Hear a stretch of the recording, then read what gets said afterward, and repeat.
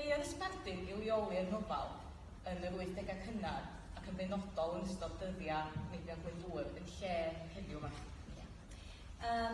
Wel, un ateb syml iawn ydy bod Myrddin wedi gofyn am stori hanesyddol, felly o rhaid i fod a hanes ynghlwm â hi.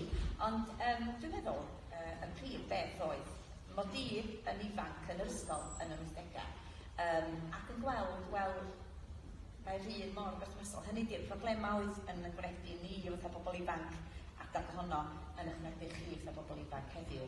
A bod y jyst yn warthus bod yr un pethau mewn ffordd yn fatha rhyw garag ateb, bod na ddim byd yn cael ei wneud am y peth erbyn heddiw. Lle cofio, meini ar y chwaer, gen i hi rhywun polo neu be oedd o, hen Beatles o'n nhw, hen ei gwyn oedd o, ac oedd o'n sticeri i gyd. A fyddai'n cael ei stopio drwy'r amser de.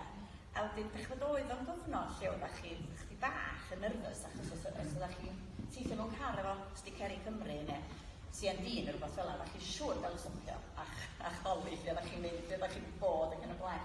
Felly oedd y darn yna'n dod yn eitha hawdd lle efo'r capri. A wedyn ni